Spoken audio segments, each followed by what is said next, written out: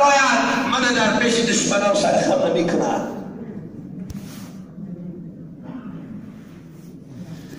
رسول اکرم صلی الله علیه وسلم باز بالای کوه می برآمدند، عبادت کردند، می گرفتند. به همین باز سری خم که می آمدند غذاشان تمام می شد، در راه باز صدا را می شنیدند: السلام علیک یا رسول الله، السلام علیک یا حبیب الله، یا محمد گویان. این صدا را شنیدند می گرفتند. رسول اکرم صلی الله علیه وسلم چون هر وقت برای عبادت خدا به غار حرا رفتند، این دفعه 1 ماه داخل غار حرا ایستادند. 1 ماه از جبرئیل برادرشان خبری هم نشد. با دل شکسته و چشم گریان گشتن آمدن در راه. ناخواست همون صدای اوله باز به گوش پیغمبر خدا رسید. رسول خدا از غار آمد در نیمه راه در یک وادیچه صدای واهمناکی که در اول برای آوردن سوره اقرا بود همون صدا را شنیدند. رسول اکرم پیش نگاه کردن، کسی نیست. عقیبشان نگاه میکردن، کسی نیست. طرف راست نگاه کردن، کسی نیست. به طرف چپ نگاه کردن، کسی نیست. حیران شدن. با همین سرشان بالا کردن، نگاه کردن. بین زمین و آسمان کرسی بزرگ دیدن که در بالای اون کرسی جبرئیل امین نشسته است، با همون صفت اصلیش، با همون صورت اصلیش از بالای سری رسول اکرم نگاه دارد. حبیبی من، جان من، محمد صلی الله علیه وسلم نترس. من همون کسی هستم که اولین کلمه اقرا را برای تو آوردم. جبرئیل امین و من همون شخص هستم. رسول اکرم در صورت اصلی که رسول جبرئیل دیدن بیهوش شدن، در زمین افتادن. بعد از بهوش آمدن خیستن دوان دوان به حجره حضرت خدیجه آمدن. حضرت خدیجه مادر من حال پیغمبری بزرگوار دیدن که بسیار ناراحتن، رنگ و پریدگی و زبزر می لرزیدن، دهشت زده بودن، واهمه زیرکردگی بودن. گفتن جان من یا رسول الله، چی گپ شد برای شما؟ چی خبر شد برای شما؟ چرا شما اینقدر ترسان و لرزان هستید؟ چرا بدنتان اینقدر می لرزد؟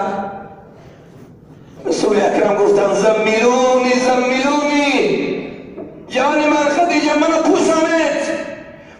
پوشانید در حال و بر روی من آب خنک آب سرد بپاشید. رسول اکرم خدیجه زیر کورپا کردن، ردای بالای سرشان کشیدن، آب خنک چاشیدن، یک کمی استراحت کردن.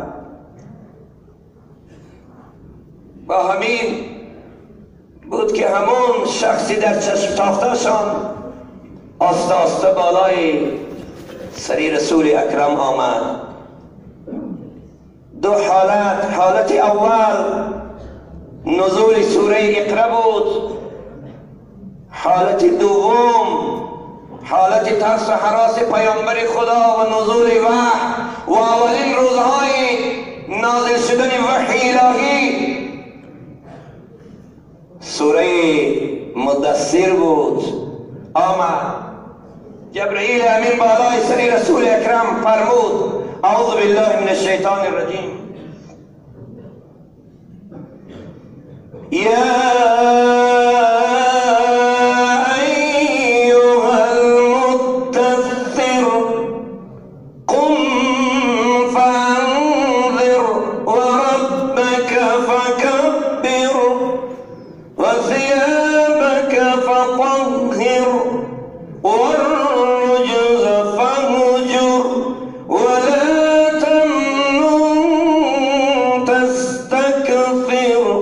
ولربك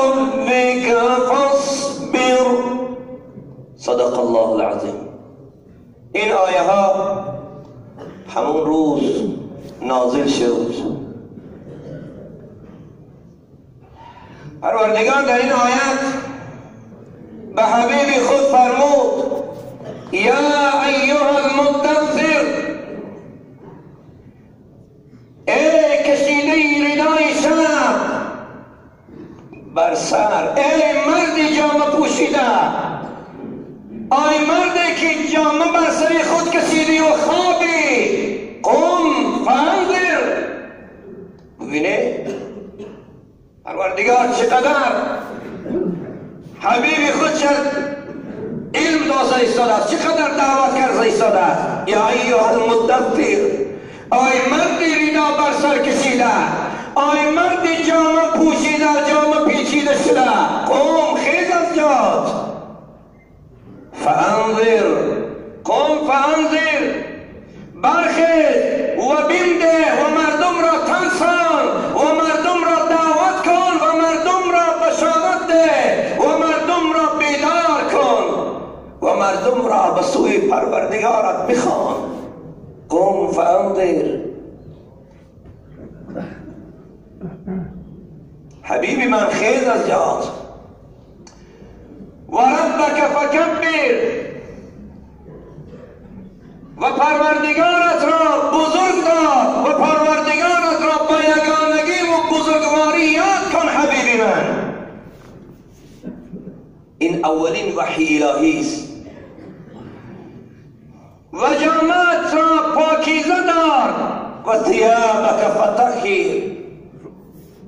ظاهری آیت من گفتم میگم بعد جوابش میتیم. و ثیابک فطهر. حبیبی من جامعت را، آن چیزی که بدن تو را میپوشاند پاکیزه نگه دار. و الرجز فهجر، و از پلیدی دوری دوزید. مراد از پلیدی دو چیز است بیان می شود. ولا تمنن تستکثر، و چیز مده که بیش از آن چشم داشته باشی. ولی ربک فاصبر، و برای پروردگارت صابر باش. و در این دعوت و حمیت و در این رسانیدن اعلای کلمت الله صابر باش، در حالتی که عذاب و مشقت، در حالتی که جبر و ظلم به بالات می‌گیرد، حبیبی من صابر باش و پرچم صبر بالای سرت کش. اگر تو صبر میکنی، من انتقام خود از بالای این ظالم ها میگیرم. اگر مردم عراق و سوریه صبر کنند در ظلم این ظالم های متکبری در رنده، انشاءالله الله انتقامش از اینا میگیره. هر یک خونی کودکی سوریگی و عراقی اون خطر دارد، اون منظرت دارد انشاءالله در پیشگاه خدا. اگرچه این ظالم ها، اگرچه این مشرک ها، اگرچه این کافر ها، اگرچه این منصب طلبان دنیا خوران سر نمی کنن، اما قدر دارد، اون خون جواب دارد، اون خون پگه انتقام دارد. اون کودککا، اون بیوزنان، اون موی سفیدان آه دارد، تیر نشان رسه دارد که سینه ظالم ها را کدام رو پاره می کند. خیلی نیست که اینا چند میپارو میکشن، پروردگار صبر کرده. خدا که صابر است، خدا که یک نوع صابر است، انشاءالله صبر میکند، لیکن صبرم تا صبر دارد. وقتی کاسه صبر پر شد از دوش گرفت، دیگر پیشی غضب هیچی نمیگرداند. اگر چی از اون بمبه های وزمین آسمانی مردم میترسانند، پروردگار قدرت دارد با یک زدن چراغک عالم از بین ببرد. اذا اراد شیئا ان یقول له کن فیکون. او سلطان هرچی خواهد او کند، او سلطان هرچی خواهد او کند، عالم را در دم ویران کند. بی پدر فرزند و پیدا او کند، طفل را در مهد و گویا او کند. مرده 100 ساله را حی می کند. مرده های افلاس پوسیده این خبیثان و خنزیران حی می شوند. خدا جواب است و سوال.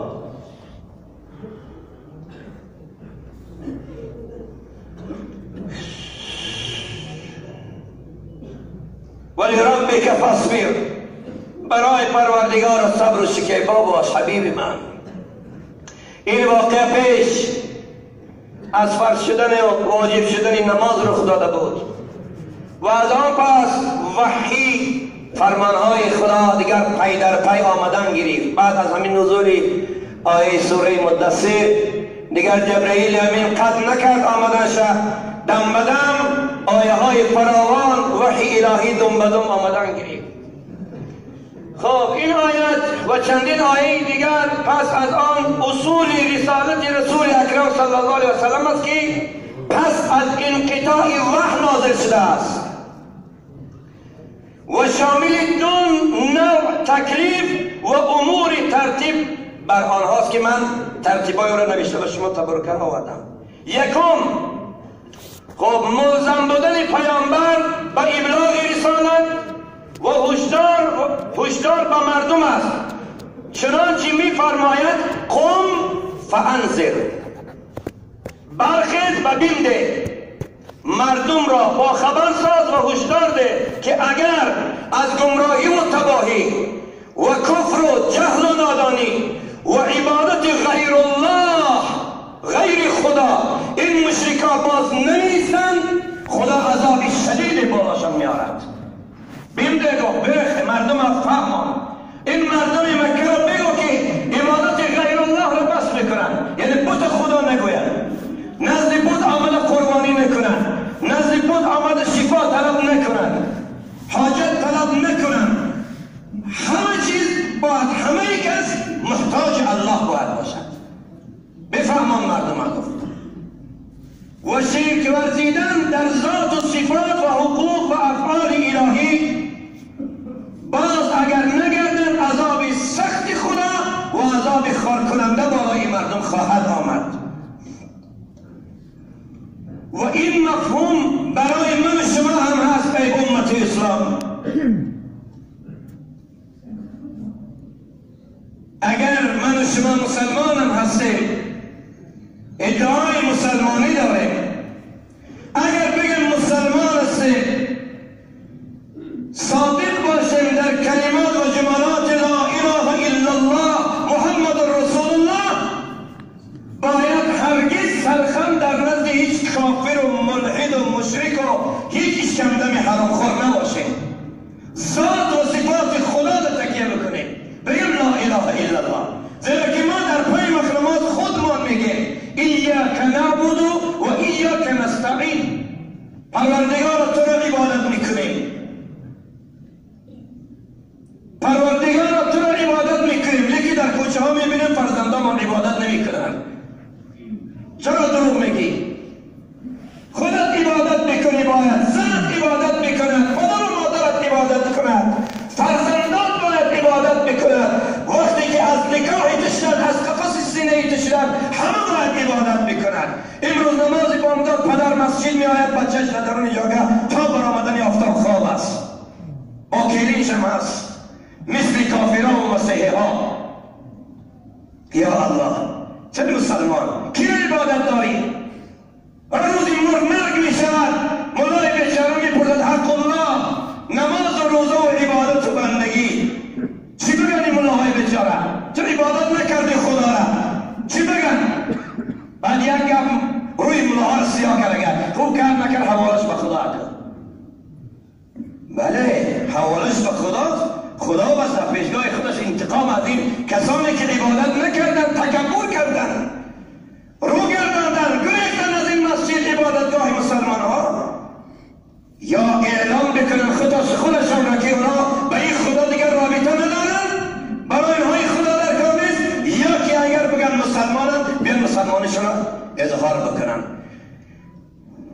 مسلمان کسی را میگه که عبادت رب میکند، اطاعت رب میکند، از خدا میترسد، حیبت الهی در دلش جاست، ترس خدا، ترس جهنم، ترس دوزخ، ترس قبر، ترس روز قیامت، شرمندگی روز قیامت. و این دعوای من مسلمانم، بابا مسلمان، کی میگه مسلمان میشید؟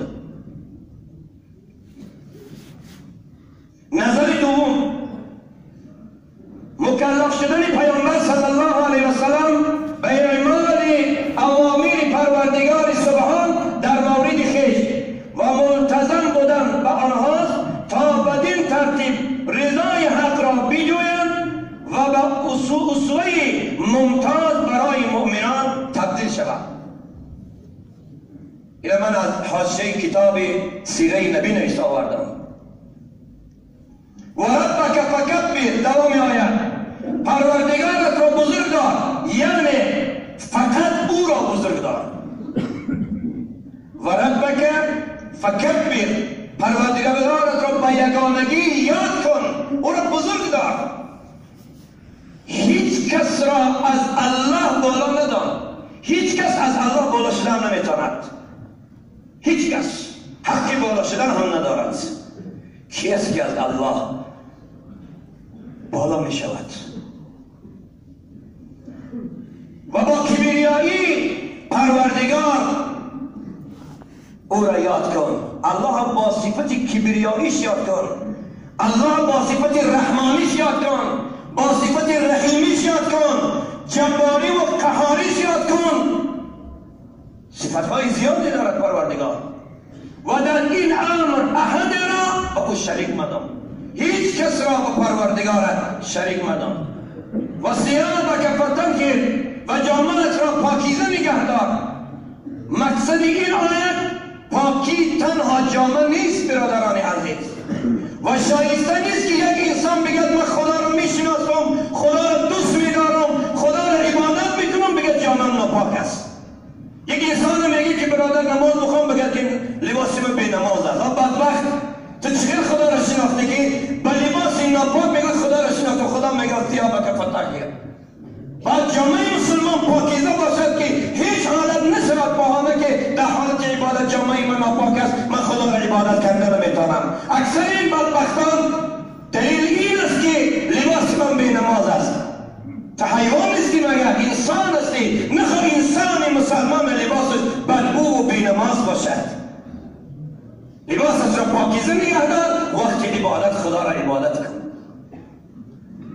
و اگر بالفرض و تقدیر لباس ای بنده خدا بی نماز بود، باز شریعت راهی پاک کردن او را به تو تعلیم دادگی است. پاک کن، بهانه جویی نکن، بیا عبادت خدا کن. اما بنده همان به احتیاج تقصیر خویش عذر به درگاه خدا آورد، ورنه سزاوار خداوندیش کس نتواند که بجا آورد.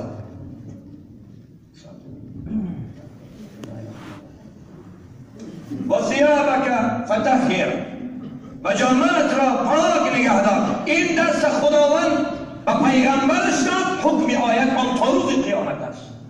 همه ما را درس گفتند از قرآن عظیم شان. خب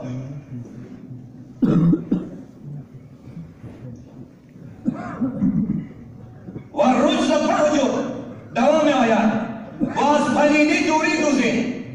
ببینید یعنی از اموری که موجب خشم و عذاب حق سبحانه و تعالی از این امرها دوری بجوید.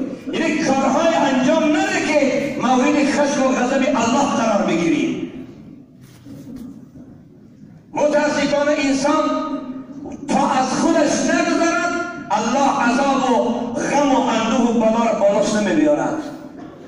ما در همین تجربه های زندگی بسیار میبینیم. یک انسانی را میدانم که خیر یک مرد پلید بود، اما آمد انسانی با آبرو، انسانی که در نظر دیگرها صاحب عزت است.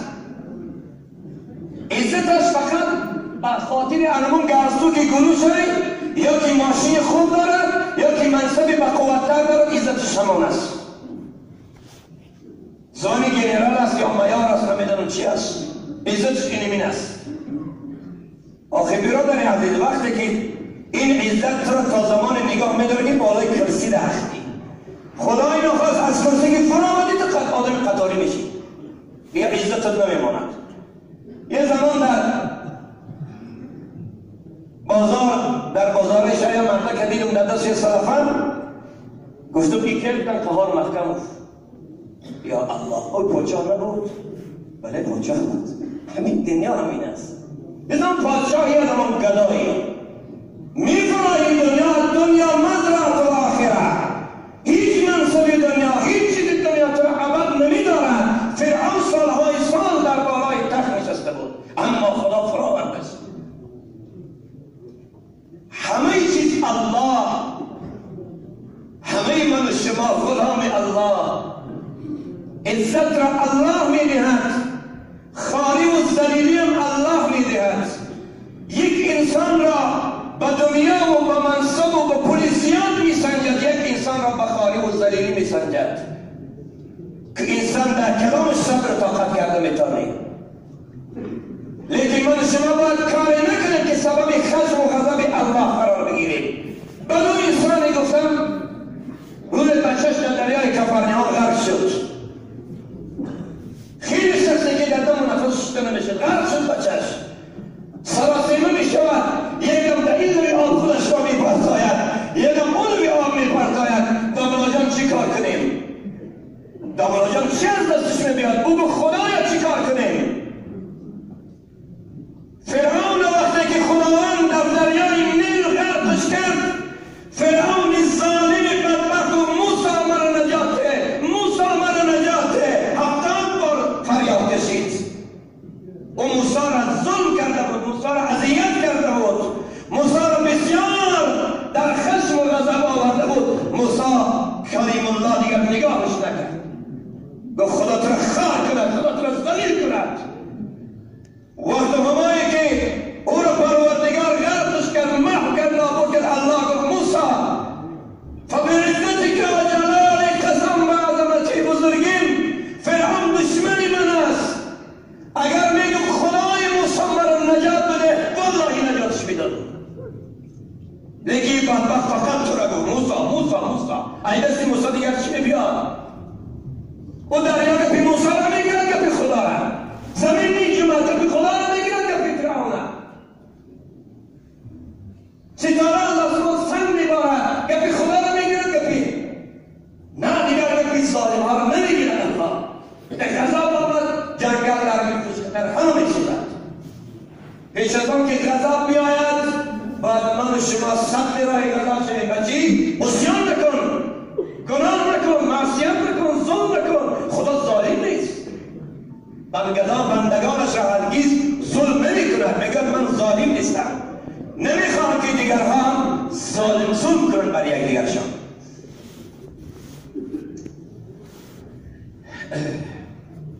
ولا تمنن تستکثر.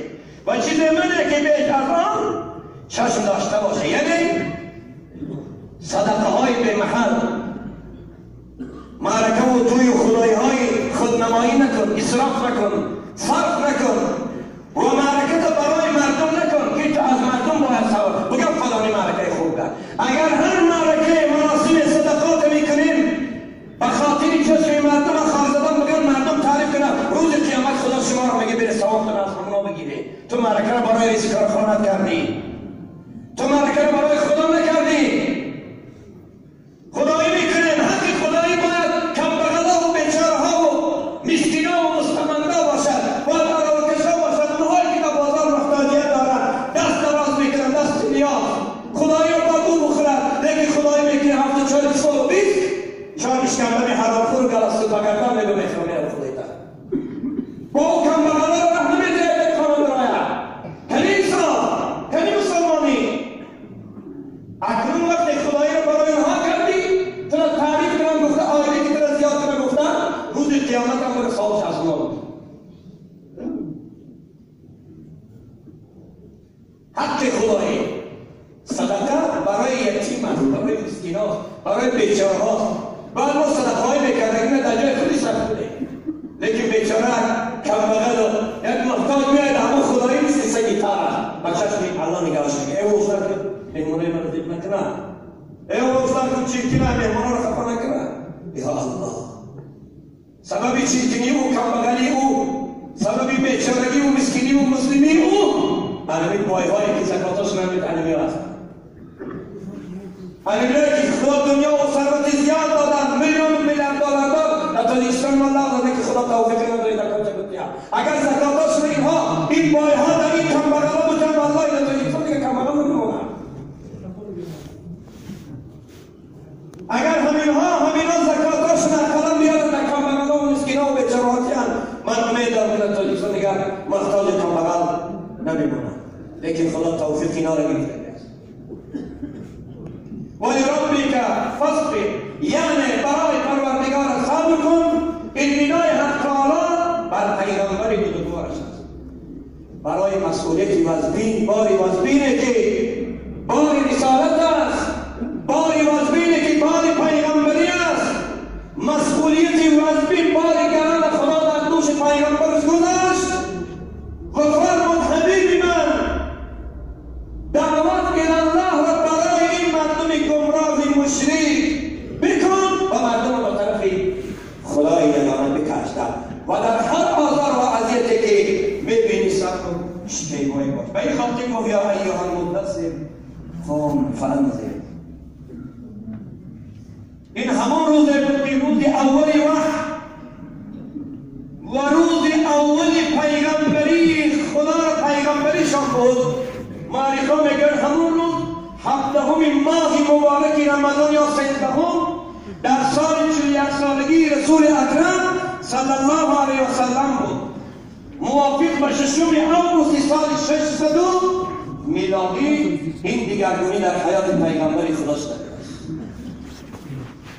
13 یا 17 ماه رمضان در 41 سالگی پیغمبر خدا آمد شد و 6 آگوست سال 610 میلادی این تغییرات و این آمدن وحی الهی و این فرمان در همون سال. خب وقت رسول اکرم این چنین واهمه ها و چنین ترس ها ذکر کرده بود، پیغمبر خدا گفتن خدیجه من می ترسم که مبادا از روی این کار اگان جین یار نشود من در اگان درد و علم اگان کسری بیگانه یا من دیوانه بشم.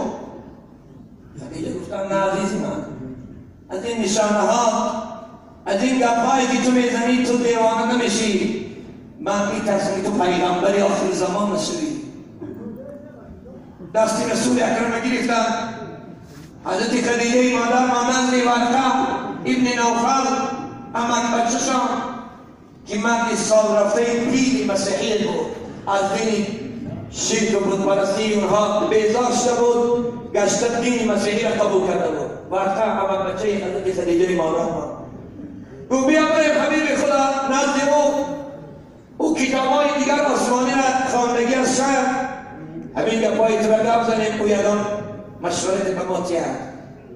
وقتی آمدن از دیوانتم گفت پسر من گفت این محمد از گفت گفاش گوش گفت صلی الله علیه وسلم گپای آدمی دیوانه است یا هوشیار؟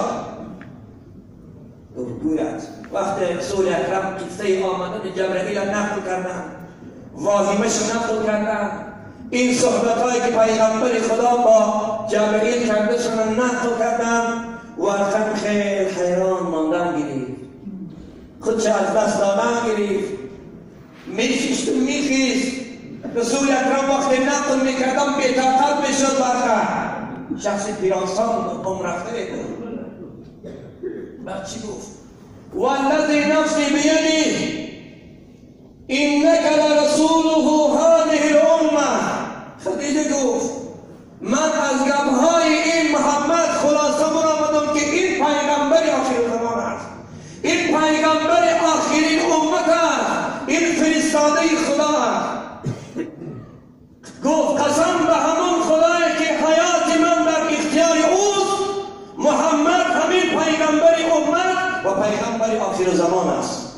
سخنی ورقه با دوام داد.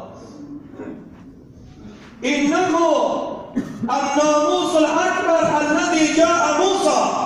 اون شخصی که پیش پیغمبر پیش محمد آمد، چی در غار حرا چی در حجره تو، اون ناموس است. ناموس نام جبرئیل پیش از نزول اسلام و قرآن ناموس بود. معنای لغوی ناموس محرم راز میگویند، محرم راز پنهانی. همون ناموس همون جبرئیل که با موسی آمده بود این همون کسا.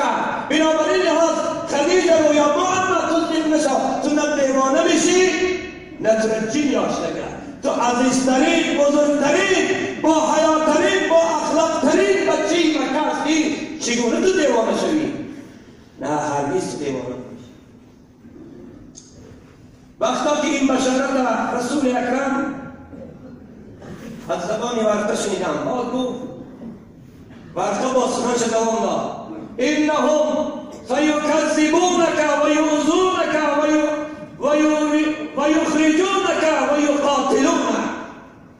حبیبی من گفت محمد جانی من، اکنون تو تشویشی بسیار میبینی. گفت وقتی جبرئیل آمد این بشارت پیغمبری تو از تو پیغمبر میشی، وقتی که تو پیغمبر شدی یقین دار بالا تشویشی زیاد می آید. این سخن من برای علمای کرام میگم. وقتی که ندای نام ملاقی و عالمی را که گرفتن تشویشی زیاد بالا شد آمد. 70 سال حکومت شوروی بیچاره ها را عذاب داد و ظلم کرد. در سالهای پیش از شوروی ترایکه کمونیستی و کافری زنده بگون کرد. عالم ها و استادان از من بود. این سنت پروردگار است، این سنت پیغمبر خداست. باید ما علما در هر عصر و زمان به هر ظلمی که بالا ما نگم بیاد امید دارم که خدا صبر میکرد. ما پروردگار ما را از همون صبری که پیغمبر در وظیفه کردی علما را از همون صبر ما نصیب کن. گفت جانی من محمد گفت تشویش زیاد بالا میبیاد. این اهل مکه که تو را دوست میدارن اکرم دیگر تو را باور نمی کنن، تو را دروغگو میدانن، تو را شاعر میدانن، تو را جادوگر میدانن و تا اندازه تو را از شهر تولد شدن بیرون میکنن و با تو جنگ میکنن. رسول اکرم حیران شدن، گفتن که آخی اهل مکه من چرا دوست میدارن؟ محمد امین میگویم، من محمد امانتدار میگویم، چگونه با من خبر کشماکش کنم؟ باز وقتا گفت یا محمد لم یاتی رجل قط بمثل ما جئت به الا آذاه الناس و هاربوا. ببینید گفت محمد جان من هیچ پیغمبر پیش از تو نآمده بود با این دین خدا، با دین هم، مگر که مردم و قومشان محلشان خیش و توانشان با آنها جنگ کردن، او را جنگ کردن، او را با جنگ و با تهمت و با دروغ همه پیغمبران را از شهرشان مهاجر کردن، پیش کردن. خواهی نخواهی این بالا بالا بیاد حبیبی من، خواهی نخواهی مردم مکه نمیخواد دینی آبا و اجداد چه از دستیان، نمیخوان از دینی بود پرستی دست کشن، زیرا که سالهای مدید اینا با همین دین اونس گرفتگی هستن.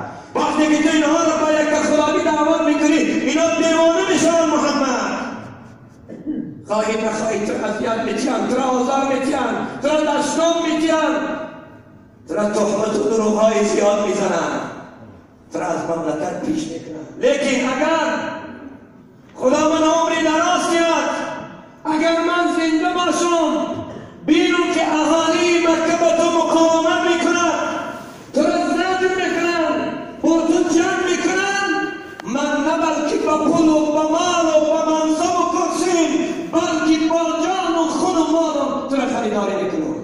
اگر من زنده باشم، لیکن اگر مردم توکلی تو به خدای جبار. نوفل که خیلی پیر بود، فرسوده شده بود، رسول اکرم صلی الله علیه وسلم پیغمبرش رو ندیدن، از دنیا گذشت. 3 سال دعوت پیغمبر صلی الله علیه وسلم پنهانی بود. وقتی که از خانه ورقه حضرت رسول اکرم به خانهشان آمدن برگشتن، اولین کسی که بعد از همین بشارت ورقه، اولین کسی که کلمه لا اله الا الله محمد رسول الله در کره زمین اعلام کرد خدیجه مادر عزیز من بود. دست رسول اکرم تکبیر برداشت، گفت اشهد ان لا اله الا الله و اشهد ان محمدا عبده و رسوله.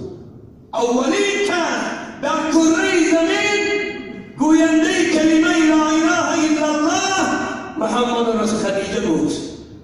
همین خدیجه که مادر من شما، خدیجه زنیست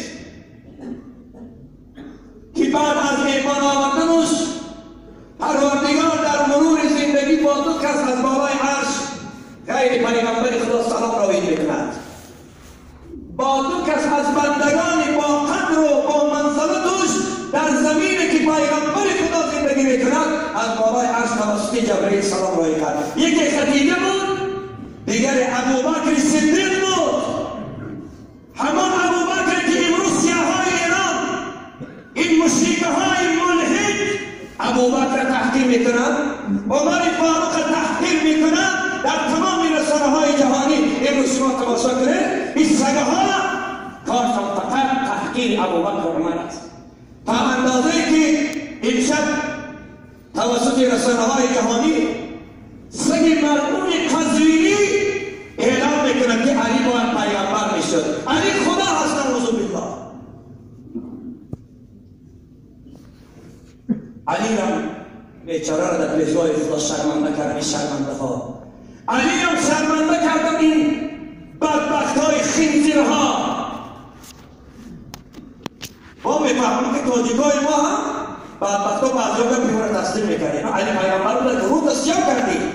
علی پیغمبر رو نگاه پیغمبر بودن علی را قزوینی صد بدن و خدا ندامد. شما کجا ببینید مردم امروز بچه های تاجیک شیعه شدن، این دخترهای تاجیک شدن، سلفی شدن، علفی شدن، خلفی شدن، مسیحی شدن، کافر شدن، آمدن با مشرک شدن، خداش به شیعه کسانیان. مرگی همون مسلمانی که اگر 20 تاره ناموسو به همون رای اولاد رفتن گرفتی. سلام رای کرد خداوند از بالای عرش.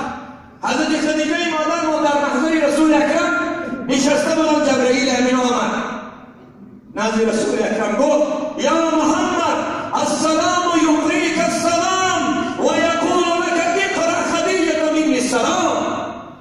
حبیبی من خدا با تو سلام گفت، بعد از سلام گفت که پیغمبری من گوه از نام من خدیجه را سلام گوید.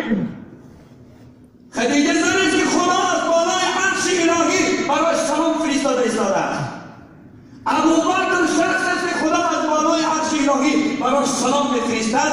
قزوینی ملعون او را حقارت و دشنام میکنند. ابوبکر کجاست که شما کجا هستید؟ بین ابوبکر و شما ایرانی های شیعی مشرک از زمین به آسمان فرقیت دارد. بعد خدیجه دوم کسی که ایمان آورد بر رسول اکرم این حضرت علی کرم الله وجهه، سوم حضرت زید بن حارثه و چهارم ابوبکر صدیق رضی الله تعالی عنه. علی ذاتا اولین کسایی بودند که در صدر اسلام، در اول اسلام، در اول شهور پیغمبری به بعثت رسول اکرم ایمان آورد. فلما همون زیدی که خداوند نام او را در قرآن ذکر کرد، یک ستاره تابان و درخشان عالم اسلام، تا امروز شرای زید کسی خاموش نکرد. تا امروز هیچ قدرت نزد زید خدا به آزاد شدن که پیغمبر خدا او را بچه خان به خودش خواند، فرزند خودش خواند، تا امروز چرای او را کسی خاموش نتوانید. در تاریخی که از ستاره‌های درخشان است که جمعه آینده اگر خدا زنده باشد من تاریخ زید بن حارثه را به شما بیان میکنم. همین جوانمردی که بر رسول اکرم جان داد، پیغمبر خدا را به جانش محافظت میکرد، با پول نه، با مال نه، غلام و بیچاره هیچی نداشت، اما جان فدای رسول اکرم. یک جوان با غیرت، با ناموس، با شعور، با ادب و با اخلاق. این اخلاق، این ادب زید از کجا بود؟ حالا غلام مشرکان بود. از تعلیم پیغمبر صلی الله علیه و سلم. حافظ میگوید نصیحت گوش کن جانا که از جان دوستت دارم. زید کی زید کرد؟ عمر فاروق کی عمر کرد؟ ابوبکر صدیق کی ابوبکر صدیق کرد؟ علی و عثمان کی کرد؟ نصیحت و وصیت و تعلیم پیامبر صلی الله علیه و سلم اونا را اون کرد. بعد از 3 سال رسالت، یعنی در سال 44 سالگی رسول اکرم یک شب آیه مبارکه سوره حجر نازل شد. اعوذ بالله من الشیطان الرجیم فاصدع بما تؤمر و اعرض عن المشرکین. گفت خداوند حبیب من محمد صلی الله علیه و سلم خیز اکنون دعوت پنهانی تمام در اطراف تو جوانمردان در خونشان، نه در جانشان، نه در مالشان هرگز بخیل نیستند. خیر بکنون، دعوت را آشکار بکن، خیر دعوت را به مردم آشکار بکن. نترس حبیب من، نترس، من با تو هستم. اگر همه دنیا با تو مقاومت کند، من قطع تو هستم. خیر دعوت آشکار، از خویشاوندان خودت سر کن، از اهل بیت خودت، از خویشاوندان خودت سر کن، دعوت را آشکار کن. هر سفارشی که از جانبی من میشود الله جل جلاله او را حتما برادر گوش مردم برساند. رسول الله صلی الله علیه و سلم بعدی این آیت نازل شدن دیگر مشوره هیچ کس نکرد، از این یارا و دوستان مشورت نکردند. خودشان بعد از برآمدن آفتاب از جا خیستند، دوام بالای کوه صفا رفتند. کوه صفا مکه مکرمه، بالای کوه صفا برآمدند، فریاد کشیدند ای اهل مکه، ای قریشا، فلانی ها، هر یک از با امینش با قومش جمع شدند. همه جمع شدند، مردم همه در زیر کوه صفا جمع شدند. آفتاب بلند شد، رسول الله بالای کوه مثل ستاره می‌درخشید، جرقه می‌کرد. چی گفتند؟ ایها الناس ارأیتم لو اخبرتکم انی رأیت جیشا فی صف الجبل اريد ان تغیر علیکم اصدقتمونی. زنه مردم، اگر گویم که در پشت همین کوه یک لشکری جراری به قوت با هم از قوم اسلحه‌اش جمع شده است، این ساعت یا ساعت دیگر حمله میکند، مملکت شما می‌دراید و همه شما را از نمی شمشیر می‌گذراند، شما می‌را باور میکنه؟ مردم مکه گفتن آره محمد تو جوانی هستی که ما هرگز از زبان تو دروغ نشنیدیم. بله ما را قبول میکنه. رسول الله صلی الله علیه وسلم اگر قبول کنه اینی نذیر لکم بین یدی عذاب علیم، اگر شما رو همین قبول کنه گفت من شما را از این بین عذاب سخت‌تر و عذاب خال کننده و عذاب علیم وادار میکنم، آگاه میکنم که روز قیامت است، او دوزخ است، او جهنم است و عذابش از این سخت‌تر و از بهتر است. قبول میکنه؟ سرکار قبول میکنه. اکنون وقتی این سخن شد برادران عزیز همه گوش کردند، همه امیرای مکه، همه امیرای مشرکان در اونجا بودند. ابو جهل بود، دیگرها بود، همه خاموش، یک کس جواب نگرداند. گفتند قبول. یگانه بنده بدبخت بی نصیبه ملعون ابو لهب از جاش خیست، گفت یا محمد لهذا جماعتنا، گفت محمد صلی الله علیه وسلم تو ما را برای همین قدر نفیرا کردی؟ تو کار نداری دیگر محمد؟ گفت تبا لک سائر اليوم، خدا تو را جوانی کنه محمد، خدا بیمی تو را در زمین زده که برای همین قدرگاه ما را آواره کردی اینجا آوردی. رسول اکرم تحقیق کرد. ابو لهب ملعون خار شده و زلیشته رسول اکرم تحقیق کرد، گفت خدا تو را جوانی کند، خدا بیمی تو را در زمین زده برای همین قدر ما را آواره کردی. حبیب به گفتگی داد. پروردگار مهربان جواب این سگ خودش کردن. پروردگار عزیز، پروردگار جبار، پروردگار قهار از بالای عرش پیش از آن که رسول اکرم جواب گوید خداوند جوابی را گرداند. برای خار شدن، برای تحقیر، برای ملزم شدن ابو لهب این آیت را خداوند فرستاد. اعوذ بالله من الشیطان الرجیم. تبت یدا ابی لهب وتب ما اغنى عنه ماله وما كسب سيصلى نارا ذات لهب وامرأته حمالة الحطب في جيدها حبل من مسد. یک مشت کوبنده تا روز قیامت در دهان ابو لهب و ابو لهبیان تا روز آمد این مشتی کوبنده آمد. گفت خدا گفت حبیب من هلاک شد خود ابی لهب، هلاک شد دستان ابی لهب. این هلاکت است که هلاکت معنوی دیگر. چنین هلاکت هرگز حبیب من هلاکت خواب کننده که بالای ابو لهب آورد ما اغنی عنه ماله و ما کسب، نه بچه هاش، نه پول و مالش، نه ثروت به اندازش دیگر پیش این هلاکت را بگرداند. نگاه کن چگونه خوار میشود.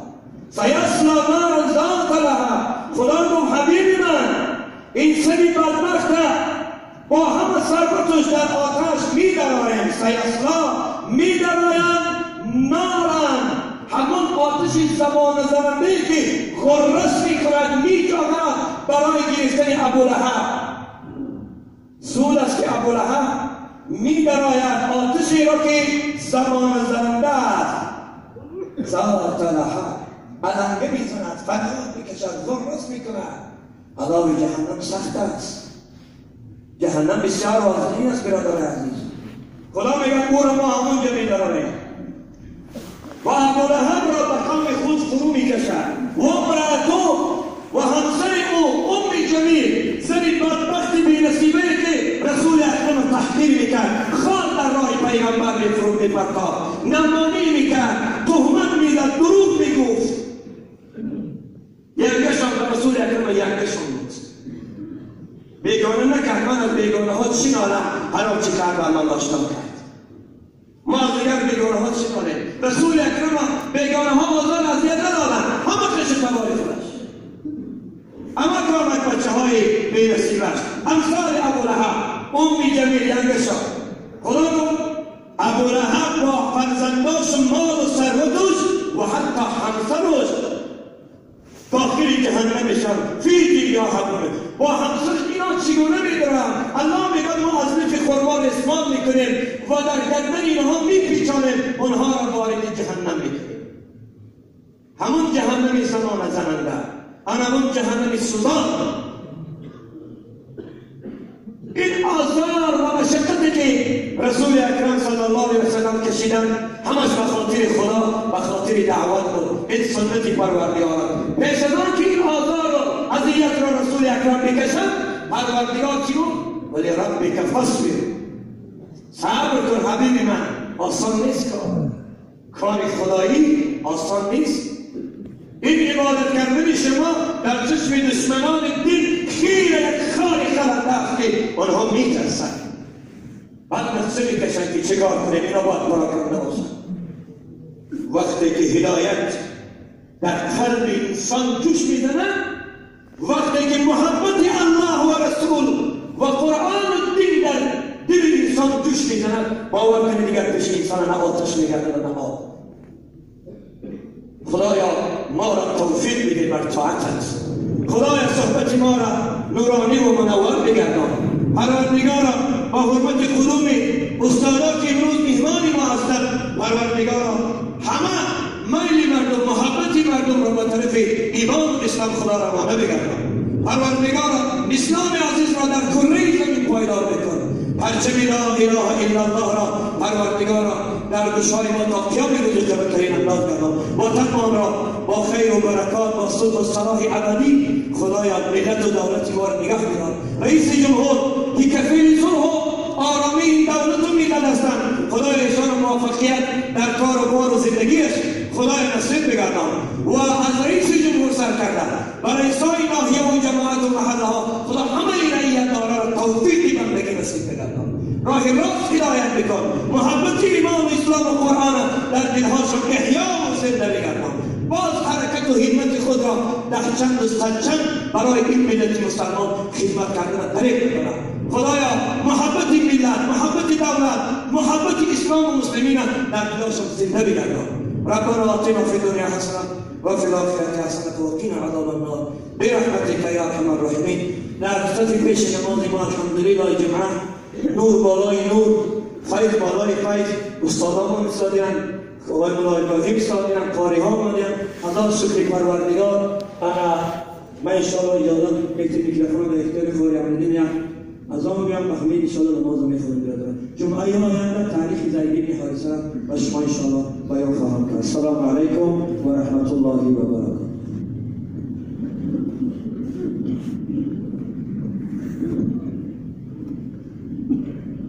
الله أكبر الله أكبر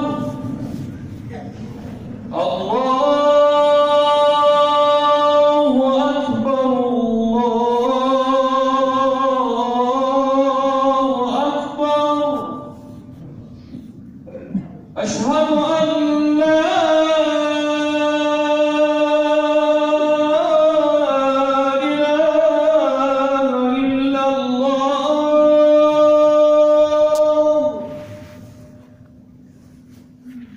أشهد أن لا إله إلا الله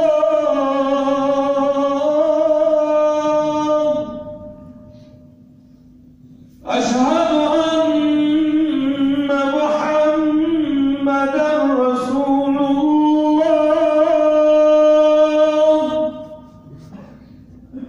أشهد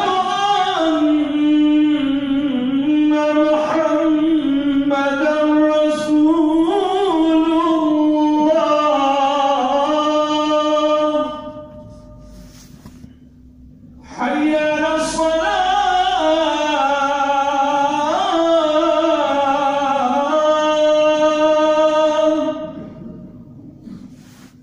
حي على الصلاة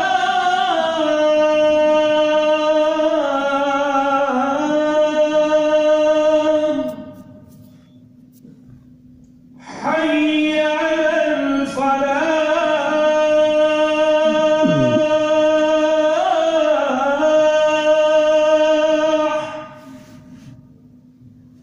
حي على الفلاح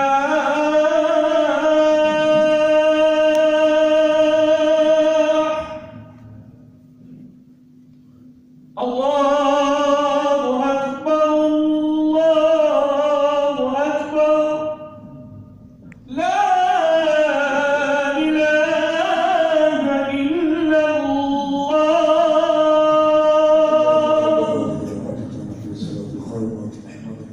الفضيلة والدرجة الرفيعة ووصل مقام محمد الذي وعدته وارزقنا وشفاعته يوم القيامة.